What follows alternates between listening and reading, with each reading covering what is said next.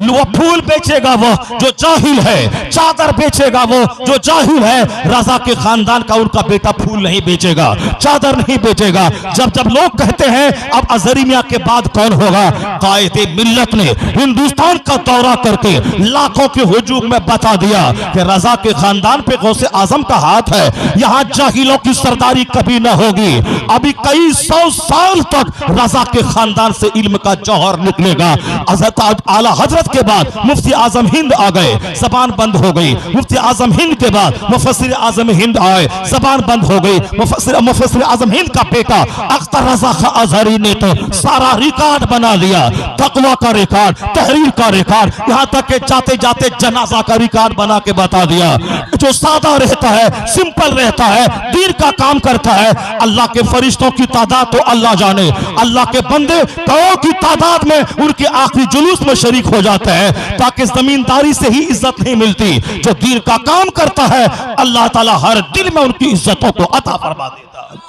आला हजरत के घर में इल्म का काम हुआ है, आला हजरत के खानदान से इल्म का काम हुआ है। आला हजरत की मोहब्बत के लुटेरे भी आज हमारे समाज में मौजूद हैं। जो जाहिल किस्म के लोग हैं वह लोग चिढ़ते हैं रजा से, इसलिए उनकी बात कभी नहीं सुननी है। रजा का मतलब रजा से जो करीब हुआ बगदाद वाले से करीब हो गया, मदीने वाले से करीब हो गया। 1000 से ज्यादा किताबों में कहीं भी निकाल दे, आला हजरत को कभी घमंड था अपने बाप दादाओं पे, और बाप दादाओं का चर्चा किया है। जब भी कलम उठा है मुस्तफा के नामूस पे होने वाले हमलों का तहफ़्फ़ुज़ किया है। तहफ़्फ़ुज़े नामूस रिसालत की तहरीक इस सदी में आला हजरत ने छेड़ दी। जो लोग कहते थे गुस्ताखों को इस तरह की सख्त नहीं सुनाया जाए, लेकिन जब से उस बंदरिया ने नबी की तौहीन की, और सारी दुनिया के मुसलमान जो कल तक रजा को मुतशद्दिद पठान कहते थे, लेकिन जब उस तौहीन रिसालत करने वाली को की मसम्मत जब अरब दुनिया से आने लगी तो पता चला कि रजा ने यही काम तो 100 साल पहले किया था। कल तक जो रजा को समझ नहीं पाया, आज वो रजा को समझ गया है। नबी की इज्जत पे हमला हो और मैं मुस्कुराऊं, ऐसा कभी ना होगा। हर मुसलमान तिल मिला गया, वो तिल मिला गया। हर मुसलमान गुस्से में आकर के उसकी कत्ल का मुतालबा करने लगा।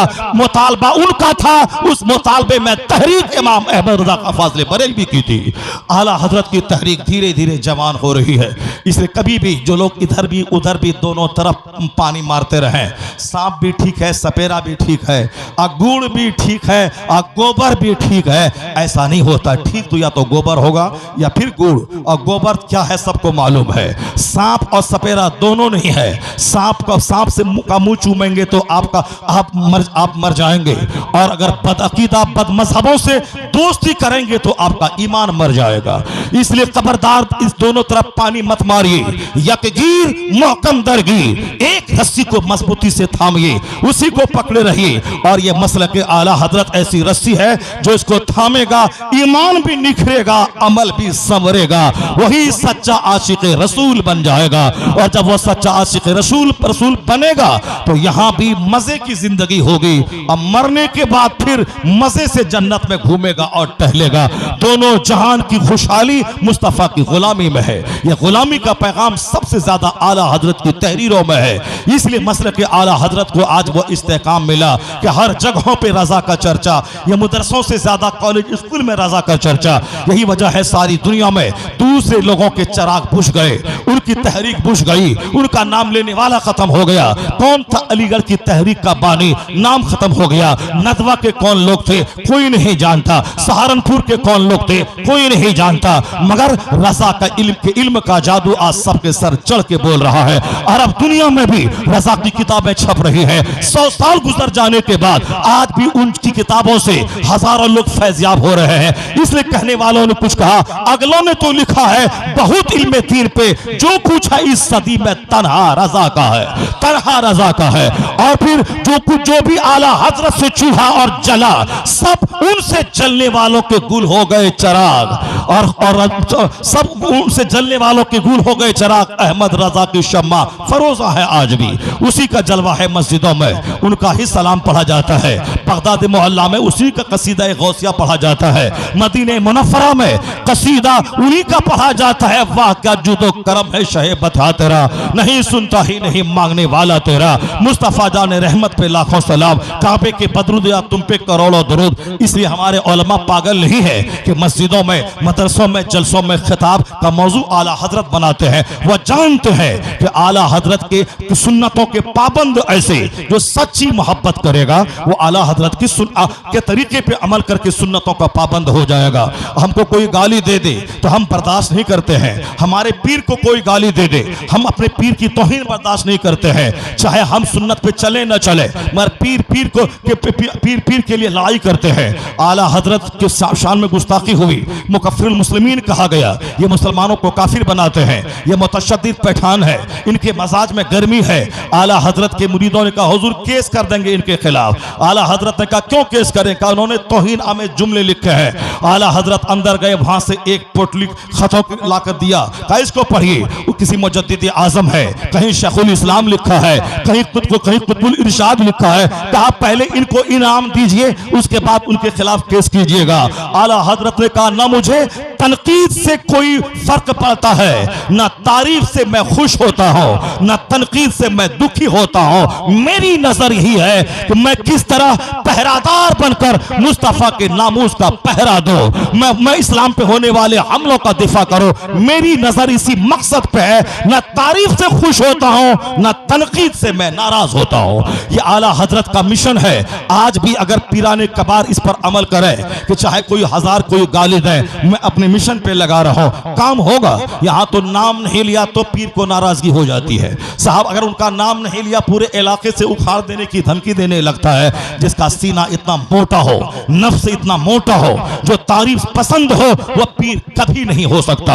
आला हजरत फाजिल बरेलवी के नाम से 1000 किताबें हैं, कहीं भी आला हजरत ने अपने नाम के साथ लफ्ज खान नहीं लिखा।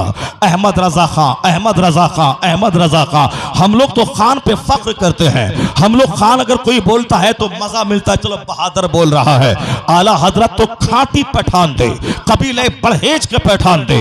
उनके आबा अजदाद अफगानिस्तान से चल के लाहौर, लाहौर से चल के रोहिलखंड आए थे। उनके आबा अजदाद की बहादुरी मशहूर थी, वह लोग तलवार चलाने वाले थे।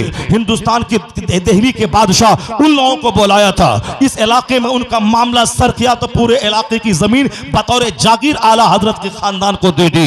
यानी वो लोग बादशाहों की आंख के तारा थे, बड़े बड़े बड़े जंगजू थे, लड़ने वाले लोग, जुल्म के खिलाफ लड़ने वाले लोग थे।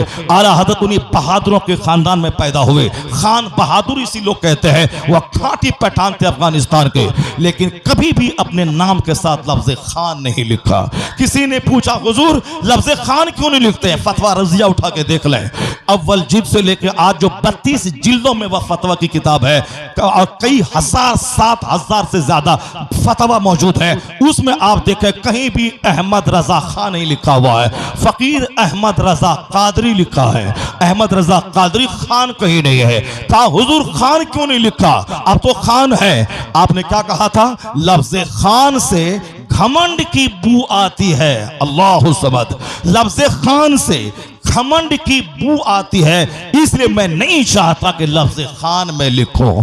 यानी घमंड की महक आती है, मैं हूं कुछ, घमंड की बू आती है, इसलिए मैं लफ्ज खान को नहीं लिखा। घमंड की बू आती है। बरेलवी रेलवे स्टेशन पर आपको कुर्सी दी गई, वह कुर्सी जिसमें आदमी ऐसे फ्लैट हो जाता हो, उस कुर्सी पे आप बैठे तो जरूर, स्टेशन मास्टर ने लाके दिया, मगर कभी इससे आपने अपनी पीठ को नहीं लगाया। और जब वहां से उठे तो कहा इस कुर्सी से घमंड की बू आती है। अल्लाहु समद। यानी वो आजिज़ी का पुतला आला हजरत। जिंदगी की एक नमाज कज़ा तक न हुई, 4 साल की उम्र से लेके 67 साल की उम्र तक सारी नमाजें सफर में हजर में पढ़ते रहे। सफर का शेड्यूल बनाते थे कि जोहर यहां पढ़ना है, असर की नमाज वहां पढ़ना है। अगर कोई नमाज खतरे में पढ़ने वाली हो तो सफर को मुलतवी कर देते थे। पैसा कमाना कमाल नहीं है, पैसा तो सारे लोग कमा रहे हैं और जलील सी दुनिया जलीलों को अल्लाह बहुत ज्यादा दे रहा है। फिल्म में नाचने वाला अरबों रुपए कमाता है मगर उनकी जिंदगी की कोई हैसियत नहीं। आखिर में मकान दुकान सब छोड़कर फांसी के फंदे पे लटक के मर जाता है। क्या मिला? नहीं मिलेगा सुकून और चैन। लता मंगेशकर बुलबुले हिंद कहलाती थी। उनसे किसी ने एक बार कहा, न्यूयॉर्क में इंटरव्यू लिया कि सुना है कि आपकी मकबूलियत, आपकी शोहरत ने आपको मगरूर बना दिया है। लता मंगेशकर जी ने जवाब दिया, no no no, surely I am not like that. मैं मगरूर नहीं हूं, मैं घमंड से दूर हूं। और जिस दिन मेरे सीने में घमंड आ गया, उस दिन यकीन रखना कि मेरी जबान, मेरी मौसीकी में जो मिठास है वह स्वीटनेस खत्म हो जाएगी। उन्होंने कहा मैं घमंडी नहीं हूं, मैं मगरूर नहीं हूं। यह बात बिल्कुल सच बोली। जहां घमंड आता है जबान से में कड़वाहट आती है, जबान में तलखी आती है, और जहां बदअमली आती हो वहां फित्नो फसाद पैदा होते हैं। आला हजरत उस सफर का सिलेक्शन करते थे जिसमें नमाज कज़ा न हो। वो आज हमारे खुतबा के लिए, हमारे शोरा के लिए, हमारे नकीबों के लिए, हमारे सफर में नमाज ना पढ़ने का बहाना बनाने वालों के लिए यह लाजिम है कि अपने इमाम की पैरवी करें, सफर में हजर में नमाज पढ़ने की कोशिश करें। और जहां अगर सो गए, नमाज नहीं पढ़ पाया तो वह माजूर है, लेकिन जानबूझ के नमाज छोड़ना हराम और गुनाह कबीरा है। अरबों रुपए कमाने वाला दुनिया से चला गया, कुछ नहीं मिला सिवाय हसरत और मायूसी के, कुछ नहीं मिला। जहां नमाज है वहां सारी नेमतें हैं। इसलिए मैं कभी कभी कहता हूं मस्जिदों के आइमा को, आप शोहरत के पीछे ना भागें कि फला खतीब एक दिन में 30,000 कमाते हैं, मैं तो 30 दिन में नमाज पढ़ा के 5,000 मुझको मिलते हैं। मैं कहता हूं कि नमाज बाजमात मस्जिद में पढ़कर 5,000 कमाना, और जो नमाज छोड़ता है वो 5 करोड़ से बेहतर है वह 5,000 जो मस्जिद में 5 वक्त नमाज पढ़ के कमाए जाए। इसलिए आप बादशाह हैं, आप 5 वक्त नमाज मस्जिद में पढ़ाते हैं। अगर इमामत में कुछ टेंशन हो, वो टेंशन को नजरअंदाज कर दे। टेंशन बिजनेस में भी है, टेंशन कारोबार में भी है, टेंशन नौकरी में भी है। जो गवर्नमेंट के जॉब में, उसे भी डर लगता है गवर्नमेंट हटा देगी। ऐसा नहीं कि गवर्नमेंट की नौकरी मिल गई तो अब चलो मेरी नौकरी पक्की हो गई, नहीं। आजकल बेशुमार लोग हैं जिसको नौकरी से हटा दिए जाते हैं। अभी पूर्णिया का एसपी था, उसको बोला कि अभी जेल में वो सड़ रहा है, एसपी था जेल में सड़ रहा है। नौकरी का मतलब ये नहीं है कि सब दिन नौकरी रहेगी, खतरा सबको रहता है।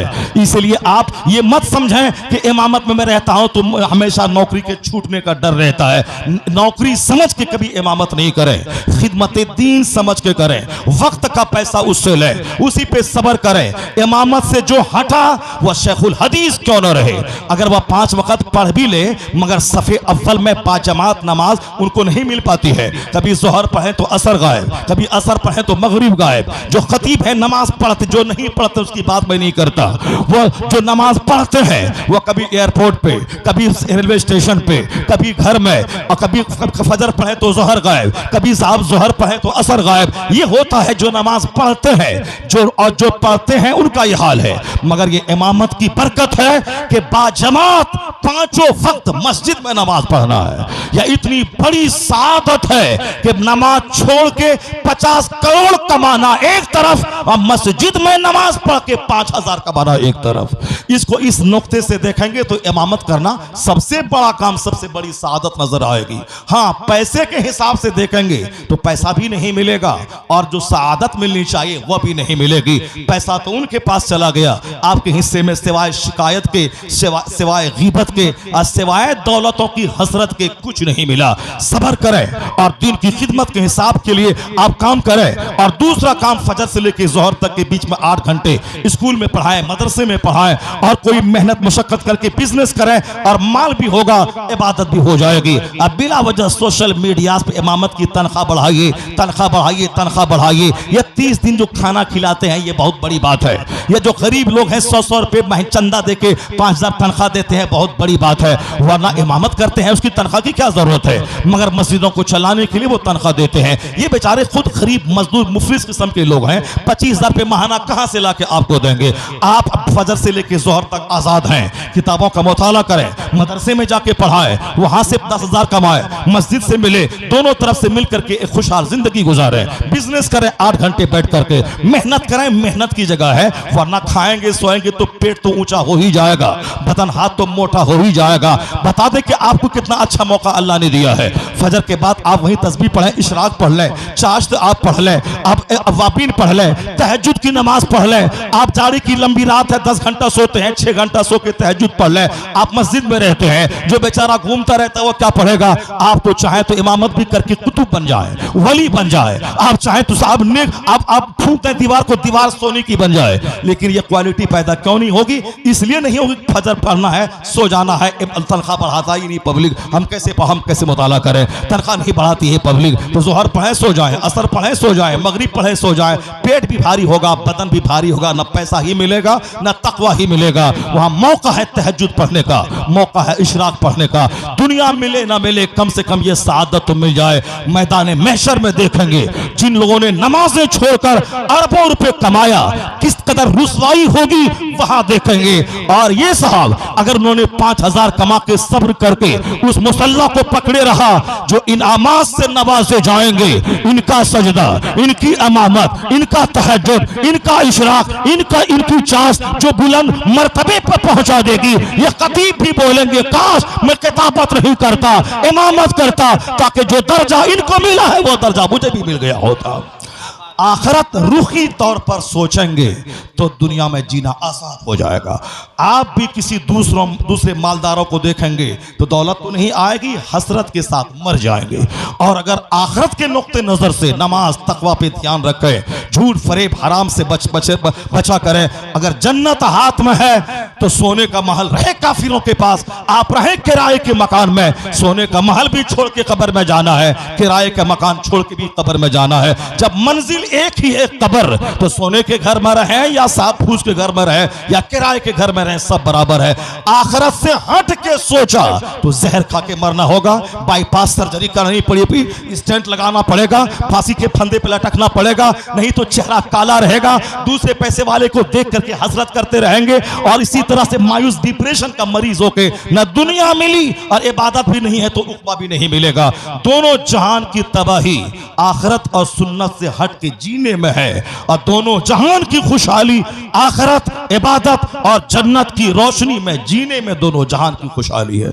अल्लाह तबारक व तआला हमको और आपको सबों को अपने माशरे की तमाम बुराइयों को धीरे धीरे दूर करने की तौफीक अता फरमाए। जरा जोर से बोले ना आमीन। मैंने कोई लतीफ़ा बोला आपके सामने? लतीफ़ा बोला मैंने? नहीं। कोई कहानी मैंने सुनाया आपको? एक कहानी सुना रहा था, वो कहानी छूट गई। बोलिए नहीं, क्यों नहीं बोल रहे हैं? एक बूढ़ा 80 साल का है, 70 साल का अब्दुल अजीज भाई वे है अकोला महाराष्ट्र में।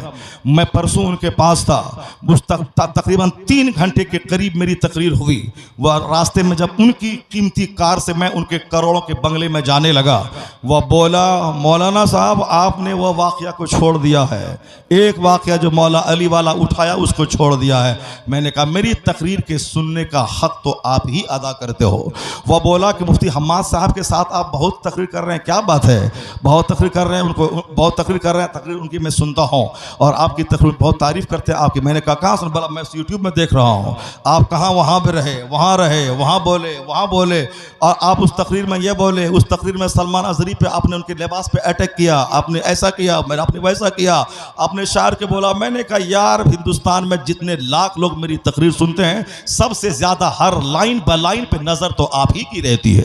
यानी वो 70 साल का बूढ़ा है, वो जब बिल्कुल अरबपति है, बड़ी कॉलेज में पढ़ाता है तो दाढ़ी कटिंग करता है। और अल्हम्दुलिल्लाह मैंने इंटर, IA, BA, MA सब अंग्रेजी में किया, इंग्लिश ऑनर्स, इंग्लिश में PG, मगर अब हद शरह से नीचे कभी ऊपर कभी मेरी दाढ़ी नहीं गई। मैं शेरवानी पहन के MA का एग्जाम देता था तो साहब इन्विजिलेटर देख के दंग रहते थे, ये मौलाना अंग्रेजी में MA कर रहा है। तो इसका मतलब है कि इल्म दाढ़ी छटाने से नहीं मिलता है, इल्म की जगह है दिमाग, इल्म की जगह है दिल। और कोई बोले कि दाढ़ी मुंडाने से लोग बुरा, अब रखने से लोग बुरा समझता है, तब तुम मुंडा ही लेगा तो बुरा तो समझेगा ही। तुम जहां लोग बुरा समझें वो और चिढ़ा के दाढ़ी रख, वो 10 दिन चिढ़ेगा, उसका सीना जलकर राख हो जाएगा और तेरी इज्जत में इजाफा हो जाएगा। सुन्नतों पे चलने वाला जलील नहीं होता, सुन्नतों पे चलने वाले को मुस्तफ़ा की निगाह करम मिलती है, उनकी इज्जतों में इजाफा हो जाता है। वो तो पिलपिला बुज़दिल आदमी, न दुनिया का न आखिरत का। क्या काफिर डराएगा तो तुम कलमा छोड़ देगा? काफिर डराएगा तुम नमाज छोड़ देगा? मरना तो है ही, आज मर जा 50 साल के बाद मर, तो एड़ी रगड़ के हॉस्पिटल में मरना, बाथरूम में मरना, नाच के मरना, हॉस्पिटल में मरना, उससे बेहतर है कि मैं सुन्नत पे अमल करूं और शहादत का जाम पी लूं। मैं नमाज पढ़ूं और मर जाऊं, मैं रोजा रखूं मैं मर जाऊं। वह लोग नाचते नाचते मरेगा, हम नमाज पढ़ते पढ़ते मर जाए, सुन्नत पे अमल करते करते मर जाए, दाढ़ी रखते रखते मर जाए। दाढ़ी रखी मर गया, गर्दन कट गई, सबसे बड़ी पूंजी हाथ लग जाएगी। मुस्तफा को तो कहेगा क़यामत में, हुजूर आपकी सुन्नत पे मैंने अमल किया, मेरी गर्दन कट गई। मुस्तफा ने मुस्कुरा के देख लिया तो जन्नत की बहार कुर्बान हो जाएगी। इसलिए जन्नत वाले काम में अगर कट गया, शहीद हो गया, तो शहादत की मौत मर गया। अगर गलत काम में मरा, अगर लड़की फंसाने में मर गया, लड़की को ताक झांक करने में मर गया, रात में मोबाइल चलाने में, गंदी तस्वीर देखने में मर गया, और नमाज छोड़ने में मर गया, अजान हुई, जमात हुई, बदन में हरकत नहीं हुई, उस हालत में मर गया, तो फिर तेरा क्या होगा? उन्हीं लोगों के साथ हश्र होगा जहां बेनमाजी का हश्र होता है, जब फजूल काम करने वालों का हश्र होता है। जब मौत हर वक्त सामने खड़ी है तो अच्छा काम कर, अच्छे काम कर, अच्छे काम में लगा रहा। अच्छे काम में मौत आ गई तो फिर शहादत की मौत नसीब हो जाएगी, शहादत का मर्तबा नसीब हो जाएगा। अल्लाह तबारक व तआला उस बूढ़े की तरह आप सबों को भी तकरीर का हर्फ बहर्फ सुनने की तौफीक अता फरमाए। वह कहानी रह गई, वह भी औरत थी, बस मैं खत्म कर दूं 2 मिनट में, 5 मिनट में।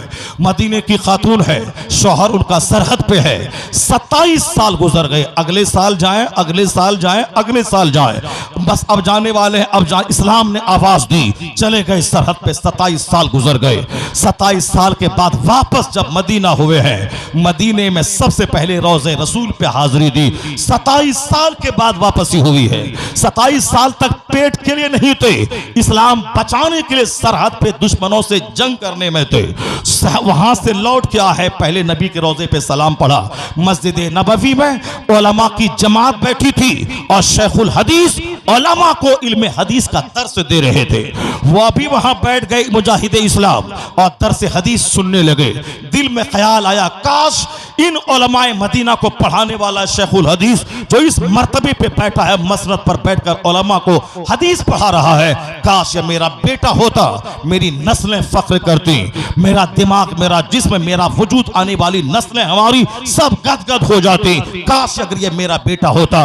वह खुशनसीब है बाप जिसका यह बेटा है, खुशनसीब है वह माँ जिसका यह बेटा है। एक ख्याल दिमाग में आया, उसके बाद घर गए। 27 साल के बाद एक मुजाहिद अपनी बीवी से मिल रहा है, बातचीत कर रहा है। इतने में मस्जिद नबवी का वह शेखुल हदीस उलमाए मदीना को पढ़ाने वाला घर के अंदर दाखिल हो गया।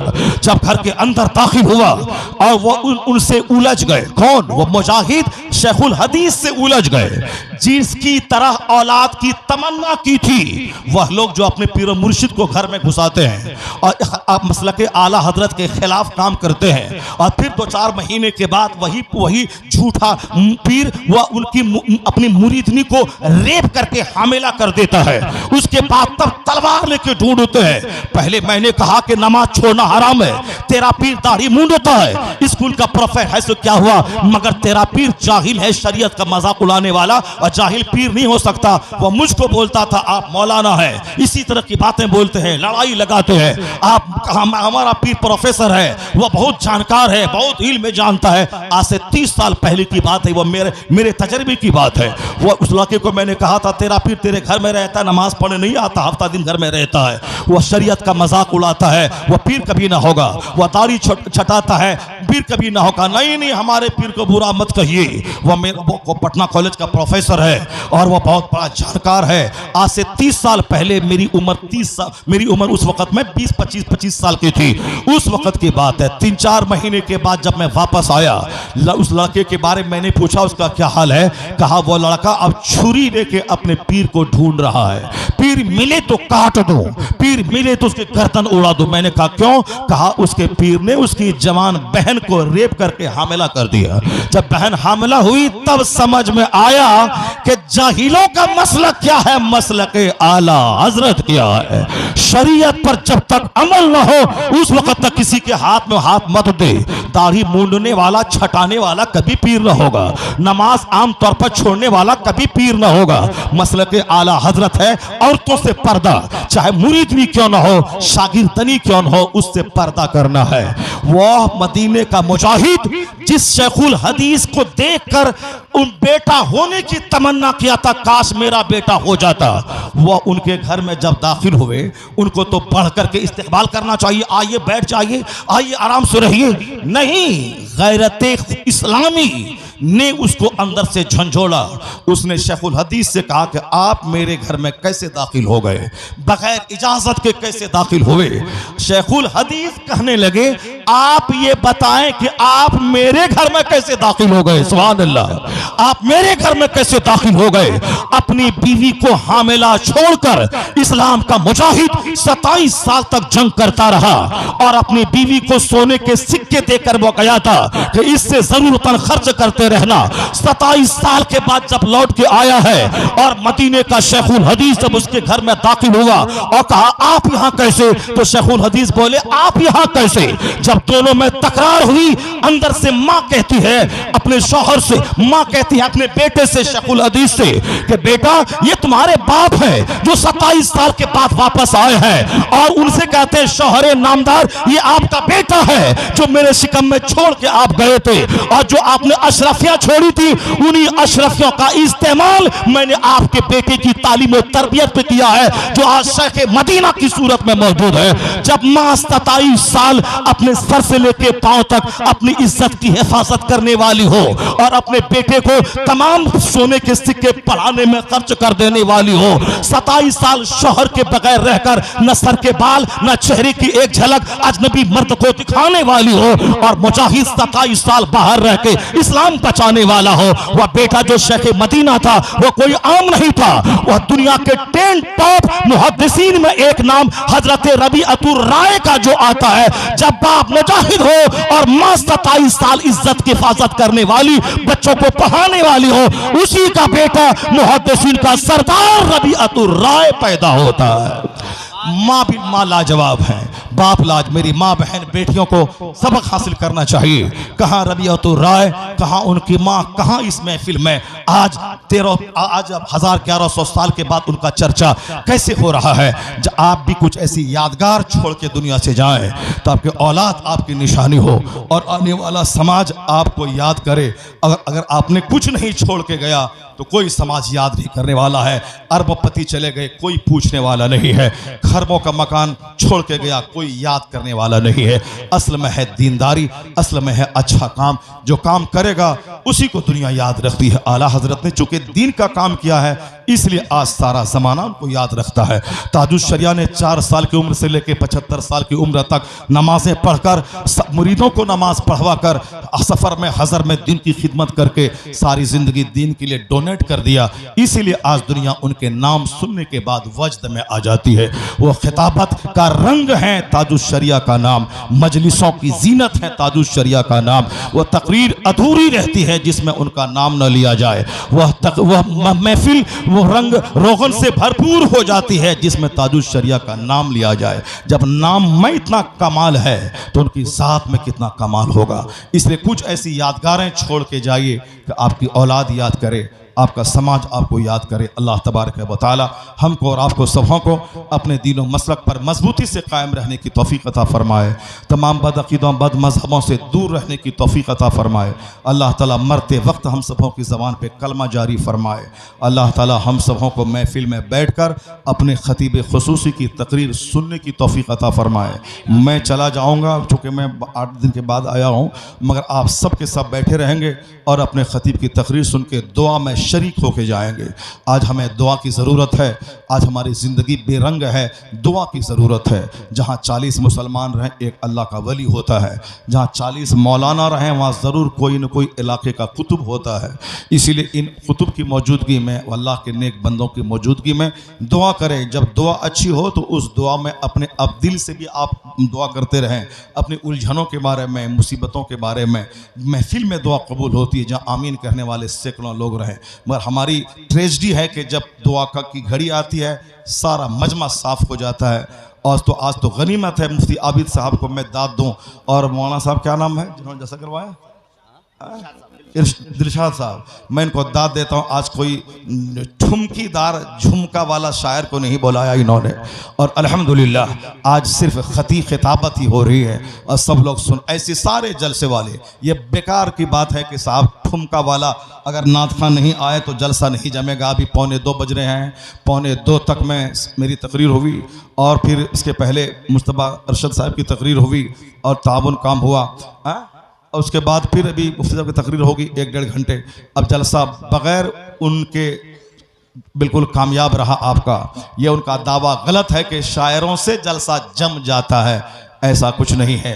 वक्त पे जलसा हो, वक्त पे खिताबत हो, जलसा जमता ही नहीं है, जलसे का असर बरसों तक रहता है। अल्लाह ताला इसके जलसे को कबूल फरमाए और आपको आखिर तक रहकर दुआओं में शरीक होकर तब घर जाने की तौफीक अता फरमाए।